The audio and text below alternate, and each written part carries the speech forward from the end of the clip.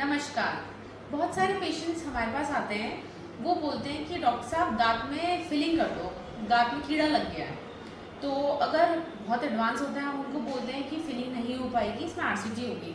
तो बोलते हैं क्यों मैडम, फिलिंग से नहीं बच सकता दांत? तो हम बोलते हैं फिलिंग के लिए दांत की स्टेज आगे बढ़ चुकी है। तो ये कैसे पता चलेगा पेशेंट को कि इस दांत में फिलिंग हो सकती है या किस दांत में आरसीटी हो सकती है?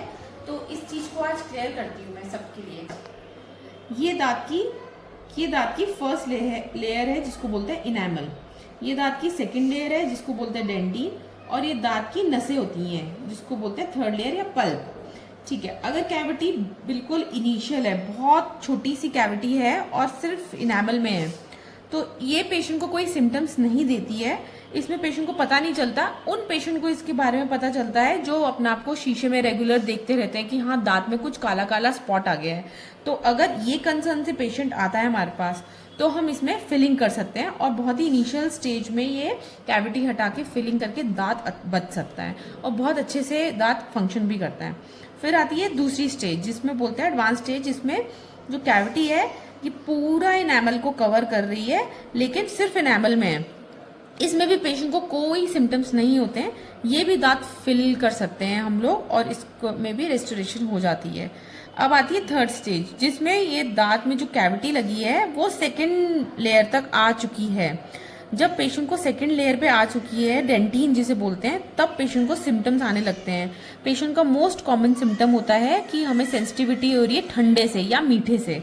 तो जब पेशेंट को ये वाली कंप्लेन आती है और हम लोग देखते हैं कि जो कैविटी है उसका एडवांसमेंट सिर्फ सेकंड लेयर तक है, एक्सरे से हम लोग इसको कंफर्म कर पाते हैं, तो हम इसको भी फिल कर सकते हैं। लेकिन जब cavity second layer, first layer भी हो गई, सेकंड लेयर भी हो गई और थर्ड लेयर मतलब पल्प में नसों को टच करने लग गई है, तब हम इस दांत को फिल नहीं कर सकते हैं, क्योंकि कैविटी हम जब हटाएंगे तो नस एक्सपोज हो जाएगी जिसकी वजह से पेशेंट को शार्प पेन होगा। और अगर हमने इसके ऊपर फिलिंग कर दी तो ये जो नीचे इन्फेक्शन है, वो पस जो होता है वो वहाँ पे ड्रेन नहीं हो पाएगा, पेशेंट को स्वेलिंग होगी, पेन होगा, प्रेशर से भी पेन होगा, बहुत सारे सिम्टम्स होते हैं। तो इस केस में filling is not advised at all.